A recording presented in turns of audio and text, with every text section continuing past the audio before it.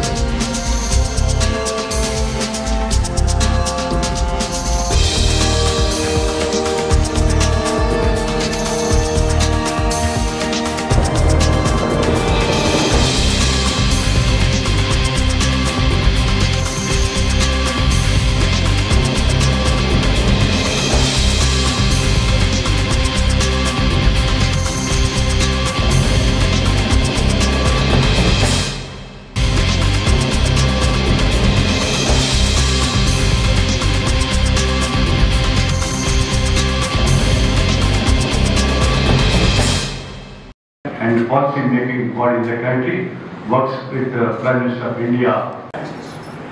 Doing things as much close as possible to the nature, biomimicry as we call it. Now in that sense, they have opened a national co-funding framework with the NRF. First time an institution outside government is tying up with the government institution like the NRF for taking the research. Wadhwani Hub for Biosciences in IIT Bombay.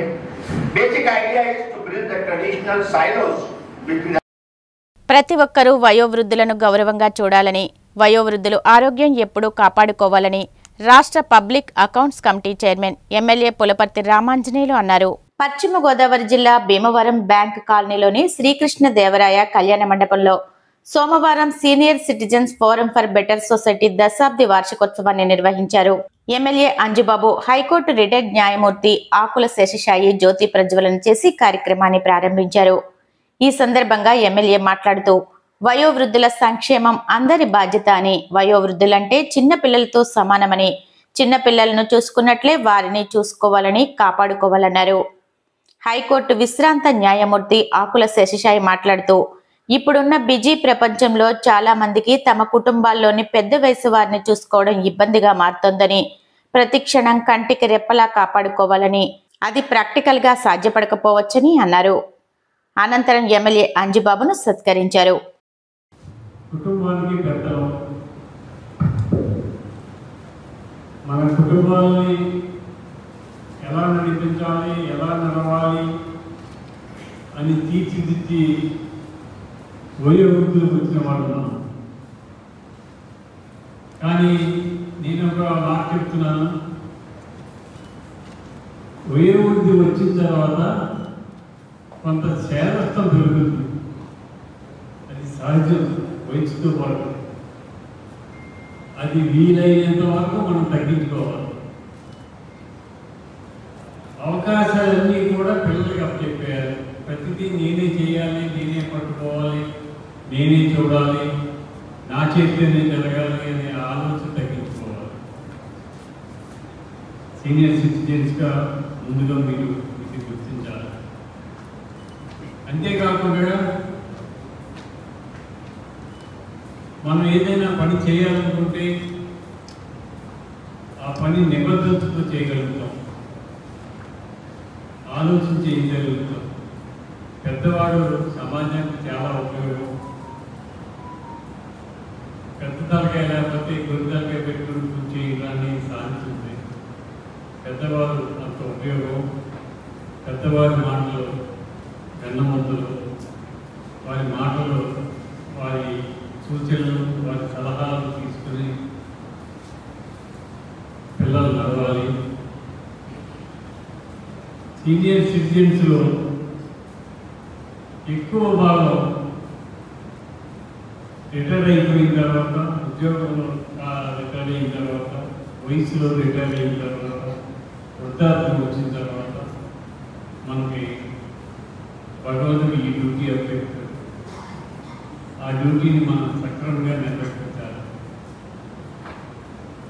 మనం అందరూ బాగుండాలి, సమాజం బాగుండాలి అనే ఆలోచనతో నడవాలి. అంతేగాని ఈ వయసు వచ్చిన తర్వాత కూడా పగ ద్వేషాలు ఉండకూడదు. సామరస్యంగా, మర్యాదపూర్వకంగా, వినయమూలకంగా నడుచుకుంటూ అలా నచ్చినట్లయితే మన పెద్దలతో నిలబడాలి. మన పెద్దలతో నిలబడాలి, మన సమాజంలో గౌరవంగా ఉండాలంటే మన సమాజానికి మేలు చేసే విధంగా ఉండాలి. ఆ మేలు సమాజాన్ని చేసినట్లయితే ఆ పెద్ద ఆయన 90 సంవత్సరాలు వచ్చినా కూడా ఈ సమాజం కోసం ఎంత పాటుపడుతున్నారో అందరూ చెప్పి వీళ్ళందరూ కూడా చక్కగా గడపాలని, ఆరోగ్యంగా, ముఖ్యంగా ఆరోగ్యాన్ని కాపాడుకోవాలి. ఆరోగ్యం కాపాడుకోవడానికి ఎన్నో కార్యక్రమాలు చేస్తూ, అవన్నీ పాటిస్తూ, ఆరోగ్యంగా ఉంటూ, సమాజాన్ని సేవ చేస్తూ, కుటుంబాన్ని సేవ చేస్తూ, మనైన వారికి అందరికీ పెద్ద దిక్కుగా ఉంటూ చక్కని కార్యక్రమాలు చేస్తారని మనందరం కూడా పిల్లలను ఆశీర్వదించి వారి పైకి వచ్చే విధంగా తోడ్పాటు చేస్తారని చెప్పి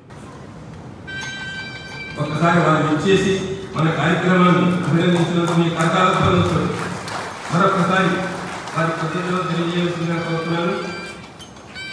స్వామివారి ప్రసాదాన్ని కూడా అందిస్తున్నాను. వారి అభిమానులు ఎప్పుడు కూడా మా కార్యక్రమాల్లో ఇలా ఉండాలని. ప్రజా ఫిర్యాదుల పరిష్కార వేదిక కార్యక్రమంలో అందిన అర్జీలకు సంతృప్తికరమైన పరిష్కారం అందించాలని కాకినాడ జిల్లా కలెక్టర్ షణ్మోహన్ షగిలి అధికారులను ఆదేశించారు. రాష్ట్ర ప్రభుత్వం ప్రతిష్టాత్మకంగా నిర్వహిస్తున్న PGRS కార్యక్రమం కాకినాడ కలెక్టరేట్ వివేకానంద హాల్లో జరిగింది. ఈ కార్యక్రమానికి జిల్లా రెవెన్యూ అధికారి J Venkatrao, housing PD NVV Satyanarayana, ఇతర అధికారులతో కలిసి కలెక్టర్ హాజరై జిల్లా నలుమూలల నుంచి వచ్చిన ప్రజల నుంచి వినతులు, అర్జీలను స్వీకరించారు. ఈ అర్జీలను ఆయా శాఖల అధికారులకు సూచిస్తూ వాటిపై సత్వరం సమగ్రమైన సంతృప్తికరమైన పరిష్కారాలు అందించాలని ఆదేశించారు.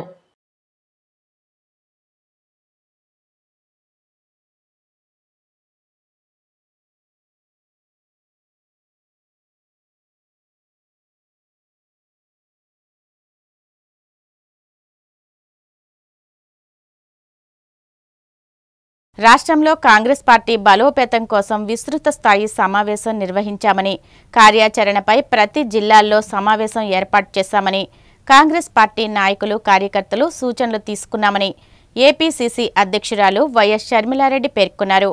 విజయవాడలో ఆమె మీడియాతో మాట్లాడుతూ రాష్ట్రంలో 26 జిల్లాలకు సంబంధించి అందరితో మాట్లాడి ఇబ్బందులు అడిగి తెలుసుకున్నామని, 2500 కిలోమీటర్లు ఈ జూన్ నెలలోనే తాను పర్యటించానని అన్నారు.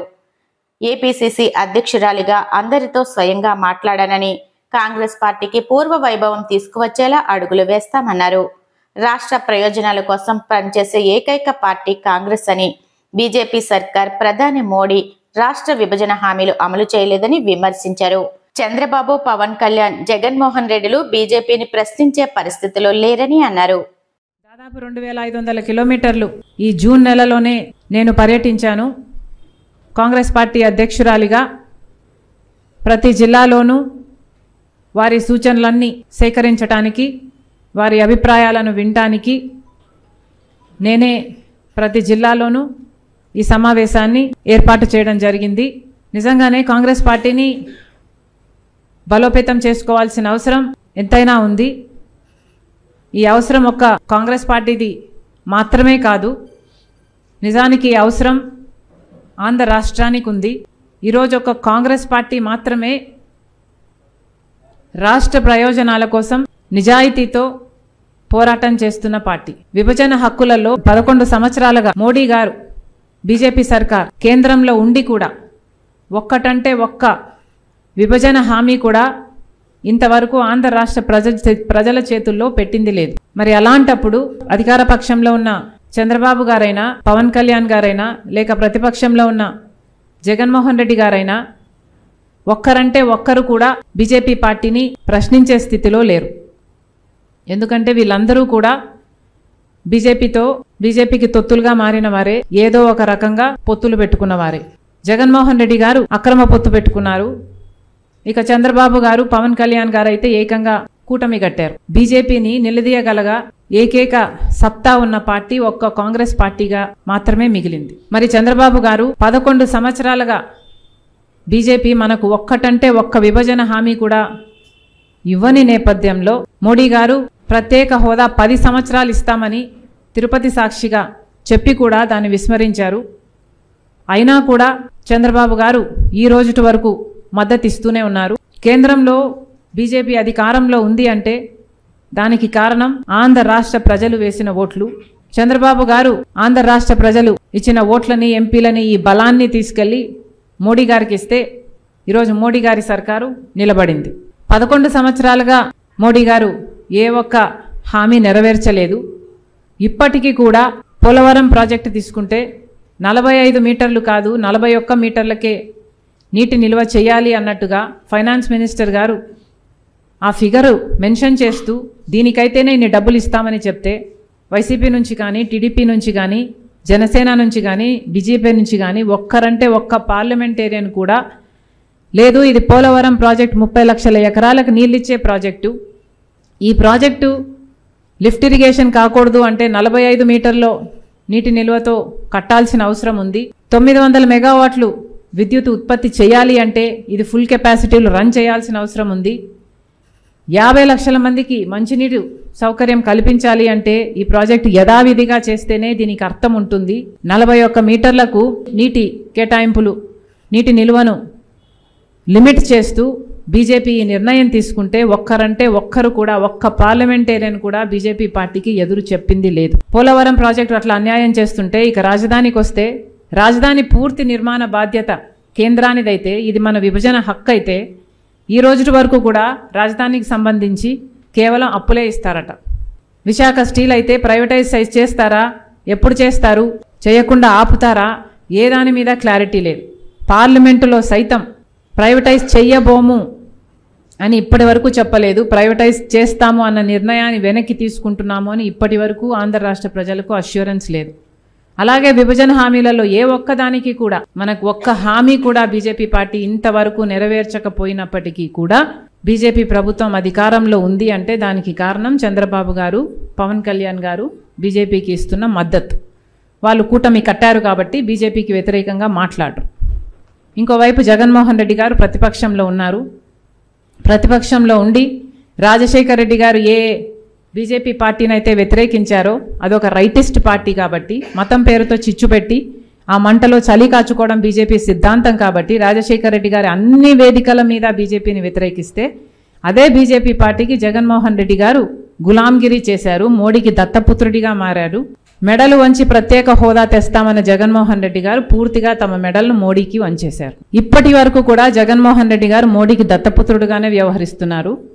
అధికారం లేనప్పటికీ కూడా ఇప్పటికీ గమనిస్తే మీరు చంద్రబాబుకి వ్యతిరేకంగా, ప్రభుత్వానికి వ్యతిరేకంగా జగన్మోహన్ రెడ్డి గారు మాట్లాడుతున్నారు తప్పితే బీజేపీకి వ్యతిరేకంగా, మోడీకి వ్యతిరేకంగా లేక మన విభజన హామీలకు అనుకూలంగా ఈ రోజు వరకు కూడా జగన్మోహన్ రెడ్డి గారు చాలా కేర్ఫుల్గా, సెలెక్టివ్గా చంద్రబాబు గారిని టార్గెట్ చేస్తున్నారు తప్పితే బీజేపీకి వ్యతిరేకంగా మాట్లాడే దమ్ము జగన్మోహన్ రెడ్డి గారికి. కూటమి ప్రభుత్వ ఏడాది పాలనలో చేసిన మోసాలపై తొలి అడుగు ఇంటింటికి తెలుగుదేశం కార్యక్రమం కోసం వచ్చే టీడీపీ నేతలకు తగిన విధంగా బుద్ధి చెప్పేందుకు జనం సిద్ధంగా ఉన్నారని వైసీపీ మాజీ ఎమ్మెల్యే టీజేఆర్ సుధాకర్ బాబు పేర్కొన్నారు. తాడేపల్లి వైసీపీ కేంద్ర కార్యాలయంలో ఆయన మీడియాతో మాట్లాడుతూ ఎన్నికల ముందు అనేక హామీలను ఇచ్చి ప్రజలను మభ్యపెట్టి అధికారంలోకి వచ్చిన చంద్రబాబు వాటిని అమలు చేయకుండా వెన్నుపోటు పొడిచి ఇప్పుడు ఏ ముఖం పెట్టుకుని ప్రజల ముందుకు వెళ్తున్నారని మండిపడ్డారు. ఏ ఒక్క హామీని పూర్తిగా అమలు చేయలేని అసమర్థ పాలనపై ప్రజల్లో తీవ్ర వ్యతిరేకత ఉందని, ఇంటింటికి వెళ్లే టీడీపీ నేతలకు చెప్పులు చీపుర్లతో స్వాగతం పలుకుతారని విమర్శించారు. మోసపూరితమైన రాజకీయాలకు care of address Chandrababu Naidu, దగాకోరు రాజకీయాలకు care of address Chandrababu Naidu. తనకున్న మీడియా బలంతో రాజకీయాలను తమ్మిని బిమ్మిని చేయగల సమర్థుడు చంద్రబాబు నాయుడు. ఎలాంటి అర్హత లేకుండా ఎన్టీఆర్ అల్లుడనే ఒక ఏకైక హక్కుతో తెలుగుదేశం పార్టీని కబ్జా చేశాడు. అసలు నందమూరి వారసులందరినీ తొక్కేశాడు. ఇప్పటి వరకు తెలుగుదేశం పార్టీని కబ్జా చేసిన ఓ కబ్జా రాజకీయ నాయకుడు చంద్రబాబు నాయుడు. 40 ఏళ్ల అబద్దాల చక్రవర్తి అతను. 40 ఏళ్ల తన రాజకీయ జీవితాన్ని కేవలం అబద్దాలతోనే నడిపినటువంటి చక్రవర్తి. ఓ పక్కనేమో 5 సంవత్సరాల తన సుపరిపాలనలో ప్రజలకిచ్చిన హామీలను ఓ బైబిల్గా, ఖురాన్గా, భగవద్గీతగా భావించిన జగన్మోహన్ రెడ్డి గారు ఒకవైపు, ప్రజలను వంచటం, వాళ్ళ ఓట్లను కొల్లగొట్టడం కోసం అబద్దాలను ఎలా చెప్పాలి అనే అంశం మీద పిహెచ్డి చేసిన చంద్రబాబు నాయుడు ఇంకోవైపు. జగన్మోహన్ రెడ్డి గారు పరిపాలించే కాలంలో కూడా మేము గడప గడపకు వెళ్ళాం. ఒక శాసనసభ్యుడిగా నేను వెళ్ళాను. 4 సంవత్సరాలు సమీపిస్తున్న సందర్భంలో ఆనాటి ముఖ్యమంత్రి జగన్మోహన్ రెడ్డి గారు మా అందరినీ కూర్చోబెట్టి, ఈ రోజు ఆయన ఎలాగైతే వాళ్ళ ఎమ్మెల్యేలను కూర్చోబెట్టాడో మమ్మల్ని అలాగే కూర్చోబెట్టి, మనం ఇన్ని పథకాలు ఇచ్చాము, చెప్పిన మాటలన్నీ చేశాం కదా, ఓ మారు నీ ఓటర్ మహాశైన్యులు పలకరించి గడప గడపకి వెళ్లి మీరు బాగున్నారా అని అడిగి, వైఎస్ జగన్మోహన్ రెడ్డి గారి యొక్క పరిపాలనలో చెప్పిన హామీలన్నీ మీ ఇంటికి చేరినవా లేదా, ఇదిగో గణాంకాలన్నీ ఇలా చెబుతున్నాయి, ఈ పుస్తకంలో మీకు ఇన్ని పథకాలు వచ్చినాయని చెబుతున్నాయి, ఇవి వచ్చినాయా రాలేదా అని అడగమన్నారు. మేము వెళ్ళాం, అడిగాం, పుస్తకంలో ఉన్నాయని నిజాలని చెప్పారు. అర్హత ఉన్న ప్రతి ఒక్కరికి పథకాలు అందినవని చెప్పారు. అక్కడక్కడ మా ఇంటి ముందు రోడ్డు లేదు, కాలువ లేదు, సరైన స్పందన స్థానికంగా లేదని చెప్పారు. కానీ ముఖ్యమంత్రిగా వైఎస్ జగన్మోహన్ రెడ్డి గారు తను చేస్తానన్న ఏ ఒక్క హామీని చేయలేదని చెప్పిన పాపను పోలేదు ఈ రాష్ట్ర ప్రజలు. సంవత్సరంకి చంద్రబాబు నాయుడు గారు వారి కేడర్కి ఒక కార్యక్రమం ఇచ్చారు. దాని పేరు తొలి అడుగు ఇంటింటికి తెలుగుదేశం. అక్కడ జనసేన లేదు, బీజేపీ లేదు. మళ్ళీ అది వేరే విషయం, తర్వాత మళ్ళీ దాన్ని మాట్లాడదాం. ఈ తొలి అడుగు ఏం చెప్పుకొని వెళ్ళాలి ఇప్పుడు మీరు ప్రజల్లోకి? చేసింది శూన్యం, చెప్పుకోవడానికి ఏమీ లేని దైన్యం, సూపర్ సిక్స్ మృగ్యం, పదే పదే పాత అబద్ధాలు రుద్దుతాం, జనం చెవుల్లో రక్తం కారేదాకా ఉపన్యాసాలతో మోత మోగిస్తాం, రోజు వైఎస్ జగన్మోహన్ రెడ్డి గారి వ్యక్తిత్వ హననాన్ని చేయటం. ఇంతకు మించి తెలుగుదేశం పార్టీ నాయకుడు, జనసేన పార్టీకి సంబంధించిన నాయకుడు లేదా తెలుగుదేశం పార్టీ శాసనసభ్యులు, మంత్రులు ఏమైనా సాధించారా? ఈ ఒక్క సంవత్సర కాలంలో మీరు ప్రజల్లోకి వెళ్లబోయే ముందు మీ నాయకుడు మిమ్మల్ని పంపిస్తున్నారు, మీరు జనంలోకి పోతారో పోరో మాకు తెలియదు, పోయిన తర్వాత ఏమేం జరుగుతాయో, ప్రజలు చీపురులతో కొడతారో, చేటలతో కొడతారో, రాళ్లతో కొడతారో మాకు తెలియదు.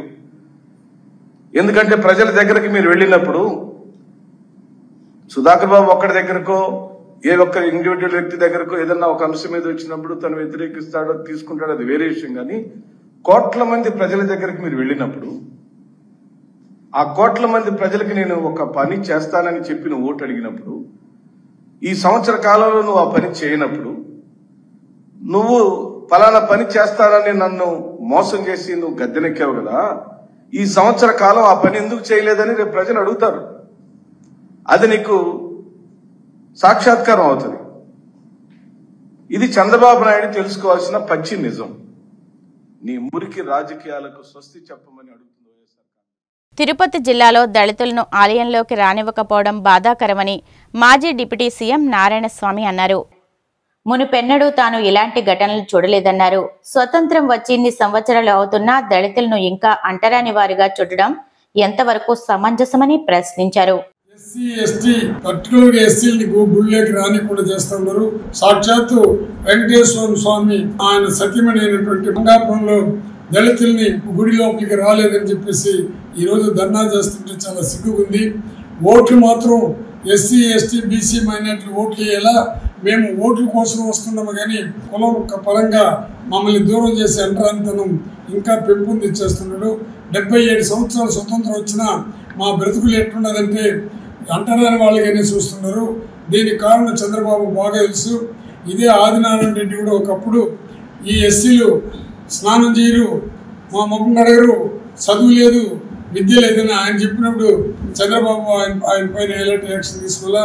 మీకు దివాకర్ రెడ్డి గారు 5,000 రూపాయలు ఓటుకి ఇస్తే వాళ్ళు ఓటు వేస్తారని నీచగా మాట్లాడినప్పుడు అప్పుడు కూడా చంద్రబాబు ఏమీ యాక్షన్ తీసుకోవాలా? దీనికి కారణం ఏమంటే చంద్రబాబే ఎవరైనా ఎస్సీగా పుడతారని చెప్పాడు. చంద్రబాబు మాలామాది చీల్చి ఓట్ల కోసం ఆత్రపడుతున్నాడు కానీ మాకు స్వేచ్ఛ ఇచ్చి మాకు గుళ్ళు కూడా పోకూడదంటే ఏం చేయాలో ఒక్కతూరి చంద్రబాబు ఆలోచించాల్సిందిగా చంద్రబాబు నేను మళ్ళీ విజ్ఞప్తి చేస్తున్నాను. దీనిపైన సిబిఐ ఎంక్వైరీ కానీ వేస్తే మా నియోజకవర్గం పర్టికులర్గా మీరు కానీ ఇవ్వగలిగితే ఇది ప్రజలకి అందరూ తెలుసు. మన యొక్క చంద్రబాబు సపోర్ట్ చేసినట్టు కార్యకర్తలు లీడర్లకు అందరికీ కూడా తెలుసు. వాళ్ళు కూడా కుమిలిపోతున్నారు. ఈ నియోజకవర్గంలో ఇటువంటి వ్యక్తికి టికెట్ ఇచ్చారు, వాళ్ళ మాట కూడా వినటం లేదు. వాళ్ళు ఏదైనా మాట్లాడితే కూడా నేను నా డబ్బుతో మీకు ఇచ్చినాను, నా డబ్బుతోనే గెలిచినాను, నేను చేసుకోవాలా, నాకు చంద్రబాబుకు ఉండే సంబంధాలు మీకు తెలీదు, నేను డబ్బు ఇస్తేనే నాకు టికెట్ వచ్చిందని ఓపెన్గా చెప్పే కార్యక్రమాలు ఆయన చేస్తూ ఉన్నాడు. అతను కూడా దళితుడు కాబట్టి అనవసరమైన మాటలు మాట్లాడే కార్యక్రమాలు ముందు నుంచి కూడా చేసే కార్యక్రమాలు చేస్తున్నాడు. ఇటువంటి దోపిడీ విధానాన్ని నేను ఎక్కడా చూడలేదు. సిబిఐ ఎంక్వైరీ కానీ వేస్తే ఖచ్చితంగా ప్రజలకు బాగా తెలుసు. నారాయణ స్వామి సమితి నుంచి ఇప్పటివరకు ఏ విధంగా ప్రజలకు ఉపయోగపడినాడు, ఆయన సర్వీస్ ఏమైనా ఒకటూరి ప్రజలు కూడా ఎంక్వైరీ చేసుకోండి.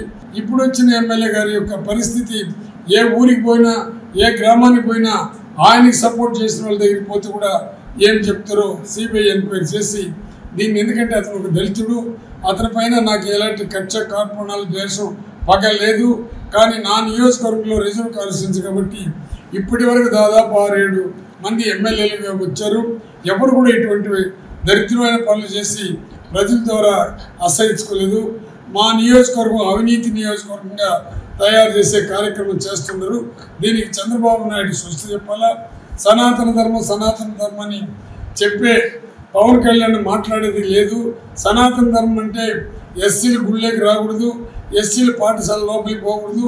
దళిత పాఠశాలలంతా కూడా ఈరోజు పూర్తిగా దళితుల దగ్గర ఉండే పాఠశాలను కూడా తీసేసి ఒక్కొక్క దళిత వాడి నుంచి 3 కిలోమీటర్ 4 కిలోమీటర్ పోయేటట్టు జీవోలు కూడా ఇస్తూ ఉన్నారు. దీనికి స్వస్తి చెప్పాల్సిందిగా నేను కోరుకుంటున్నాను.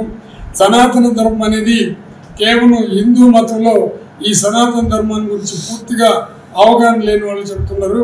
కానీ మతపరంగా ఏ రాజకీయ నాయకుడు కూడా మాట్లాడకూడదు, మతం పేరు చెప్పి ఓటు అడగకూడదు. మెడ్రాస్లో కూడా పవన్ కళ్యాణ్ గారు పోయి మురుగుని గురించి మాట్లాడినప్పుడు వాళ్ళు కూడా అక్కడ తమిళనాడు హైకోర్టులో ఒక ఇన్స్ట్రక్షన్ కూడా ఇచ్చింది. మతపరంగా రెచ్చగొడుతూ రిలీజియన్ పరంగా ఎవరిని దెబ్బతీయొద్దని చెప్పి ఇచ్చినారు. వాళ్ళు కూడా పవన్ కళ్యాణ్ పైన కోర్టులో కేసు వేయడం జరిగింది. కానీ మన యొక్క ఆంధ్రాలో ఎట్లున్నదంటే కూటమి ప్రభుత్వంలో కేవలం మతాన్ని కులాన్ని చెప్పి ఓట్లు అడిగి ఏ కులస్తులకి ఏ విధంగా చేయాలి. విశాఖ జిల్లా సింహాచలం క్షేత్రంలో కొలువైన వైకుంఠ వాసుల మెట్టపై వరద పాయసం ఉత్సవం వైభవంగా జరిగింది. వర్షాలు బాగా కురిసి పాడి పంటలతో సస్యశ్యామలంగా ఉండాలన్న సంకల్పంతో ప్రత్యేక పూజలు నిర్వహించారు. అప్పన్నస్వామి ఆలయానికి ఉత్తర దిశగా ఉన్న కొండ శిఖరంపై కొలువైన వైకుంఠ నారాయణుడికి అర్చకులు విశేష అభిషేకాలు అర్చనలు చేశారు. అక్కడే పాయసం వండి స్వామికి నివేదించారు.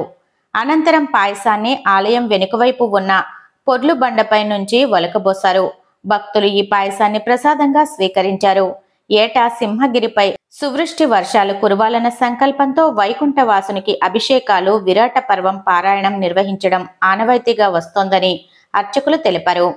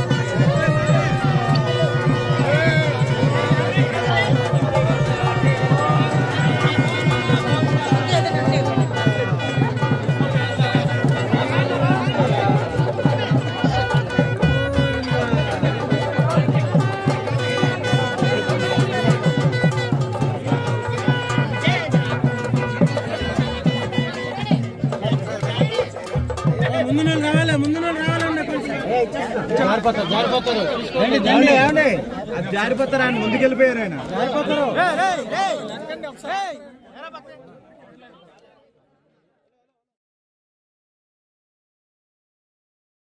10 ఏళ్ల బీఆర్ఎస్ పాలనలో ఆదరణకు నోచుకోని అన్ని ప్రాజెక్టుల్లో షిళ్లు తొలగించి ప్రక్షాళన చేస్తామని మంత్రి ఉత్తమ్ కుమార్ రెడ్డి అన్నారు. తెలంగాణలో జోగులాంబ గద్వాల్ జిల్లా జూరాల సందర్శనంలో భాగంగా కలెక్టరేట్లో ఏర్పాటు చేసిన సమావేశంలో మంత్రి మాట్లాడుతూ గత ప్రభుత్వం ప్రాజెక్టులలో తట్టెడు మట్టి కూడా ఎత్తలేదన్నారు. దీంతో షిల్డు పేరుకుపోయి ప్రాజెక్టులలో నీటి నిల్వ సామర్థ్యం తగ్గిందని అన్నారు. జూరాల ప్రాజెక్టు దగ్గరలో మరో బ్రిడ్జి నిర్మిస్తామని తెలిపారు. సీఎం రేవంత్ రెడ్డి సహకారంతో చర్యలు చేపడతామని వెల్లడించారు. మీరు మెయింటైన్ చేయనందుకే ఇప్పుడు కొన్ని సమస్యలు తలెత్తుంటే అది పరిష్కారం చేస్తున్నాం. ఖచ్చితంగా అన్ని డ్యాములు, అన్ని ప్రాజెక్టులు, అన్ని పాత ఇరిగేషన్ ప్రాజెక్టులు అన్ని కూడా పూర్తి స్థాయిలో మెయింటైన్ చేసి రెస్టోర్ చేస్తాము. మీకు ఉదాహరణ చెప్పాలి. 10 ఏళ్ల పాటు ఇప్పుడు చిన్నాడు గారు చెప్పారు, జూరాల ప్రాజెక్టు కెపాసిటీ తగ్గిపోయింది. వారు చెప్పిన లెక్క ప్రకారం అప్రాక్సిమేట్లీ జూరాల ప్రాజెక్టు 20-25% కెపాసిటీ తగ్గిపోయింది. నిజాం సాగర్ తగ్గిపోయింది, ఎస్ఆర్ఎస్పి తగ్గిపోయింది, నాగార్జున సాగర్ తగ్గిపోయింది. 10 ఏళ్ల పాటు ఈ పూడిగతీత కార్యక్రమమే చేయలేదు. మట్టి, ఇసుక, వెజిటేషన్తో నిండిపోయి సెడిమెంటేషన్, సిల్టేషన్, వెజిటేషన్తో పాత ప్రాజెక్టులు, కాలువలు కూడా అసలు మెయింటెనెన్స్ చేయక ఒక కొలాప్స్ స్టేజ్కి వచ్చినాయి. మేము ఈరోజు ప్రతి ప్రాజెక్టు రివైవ్ చేయని, రెస్టోర్ చేయడానికి ఎంత నిధులైనా ఖర్చు పెడతాము, ఏ విధంగా ముందుకు పోతాము. చిన్నారెడ్డి గారి కోరిక, స్థానిక నాయకుల కోరిక మేరకు జూరాల ప్రాజెక్టుకి పూడిగతీత కార్యక్రమం, desiltation and desedimentation and removal of vegetation, ఇది ఒక నేషనల్ పాలసీ ఉంది, కూడా ఒక నేషనల్ ఫ్రేమ్వర్క్ ఉంది. మా క్యాబినెట్ కూడా ఆమోదం పొందింది.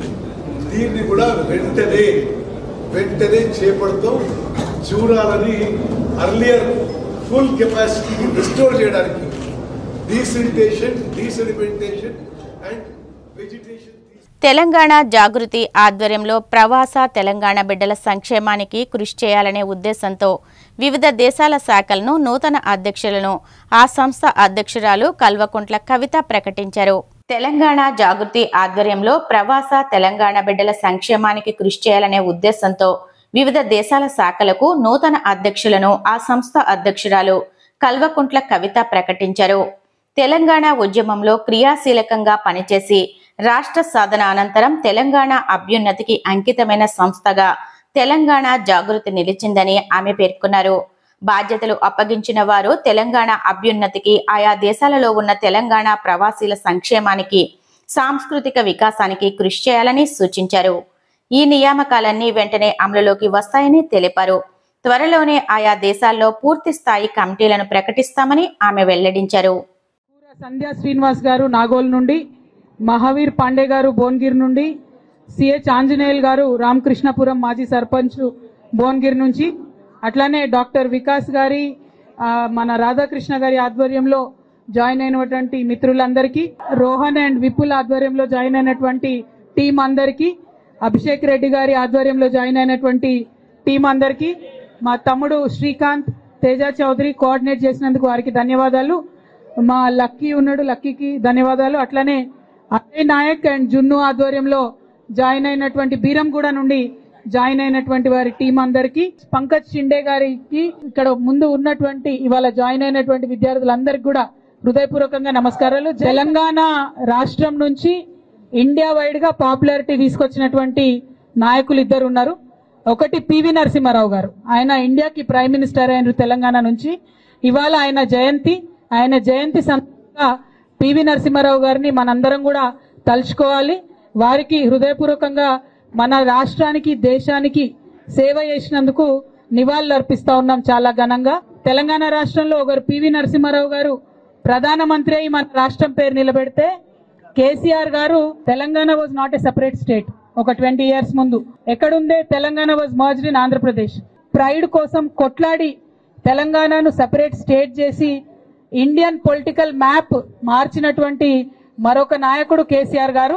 కేసీఆర్ గారి ఐడియాలజీతోని పుట్టినటువంటి సంస్థనే తెలంగాణ జాగృతి. కేసీఆర్ గారికి ఇంకొక టీచర్ ఉండే, గురువు ప్రొఫెసర్ జయశంకర్ గారు.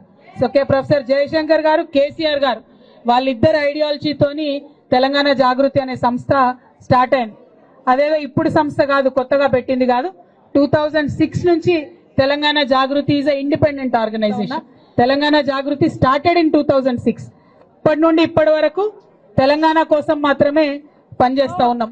నా రిక్వెస్ట్ మీ అందరితో ఏంటంటే, we have to make sure Telangana's identity is preserved.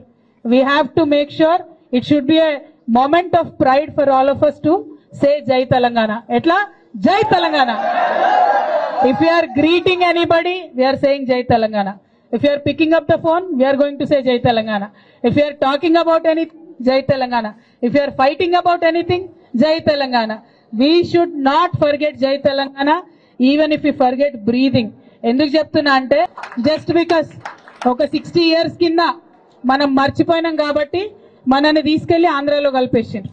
మనకు సెపరేట్ ఐడెంటిటీ లేదు, రైట్స్ లేవు, మన వాటర్ తీసుకుపోయినరు, మన జాబ్స్ తీసుకుపోయినరు. అందుకోసం ఫైట్ చేసి స్టేట్ తెచ్చుకున్నాం. 10 years అయింది. 10 years మంచిగా ఉన్నాం. Many people were happy. ఇప్పుడు మీరు గల్లీలలో తిరుగుతుంటే కూడా మీరు చూస్తుంటారు. ఇప్పుడున్న సీఎం రేవంత్ రెడ్డి గారిని నేనైతే ఎన్నడూ వినలే. అన్ని బూతులు, అంత భాష మరి అట్లా తిడతా ఉన్నారు. అదే కేసీఆర్ ఉన్నప్పుడు he tried to serve the last mile person also, ఎక్కడెక్కడ ఉన్న వాళ్ళ కోసం కూడా. సో తెలంగాణ జాగృతిలో జాయిన్ అయిన వాళ్ళందరినీ కూడా నేను కోరేది ఒకటే, నా డ్రీమ్ ఒకటే, పొలిటికల్ బ్యాక్గ్రౌండ్ ఉన్నా లేకున్నా యూత్ పాలిటిక్స్ లకు రావాలి. Youth has to take interest in politics. Only then Telangana will progress. That is my very very firm belief. అందుకనే TJ youth, YF, TJ SF రెండు కూడా స్ట్రెంథెన్ చేస్తా ఉన్నాం. లక్షలాదిగా స్టూడెంట్స్ ని జాయిన్ చేసుకుంటాం, లక్షలాదిగా యువతను జాయిన్ చేసుకుంటాం. వార్తలు ముగించే ముందు ముఖ్యాంశాలు మరొకసారి. ప్రతి ఒక్కరూ వయోవృద్ధులను గౌరవంగా చూడాలి. Senior citizens forum for better society దశాబ్ది వార్షికోత్సవంలో Bhimavaram MLA Anjibabu, high court retired judge శేషశాయి.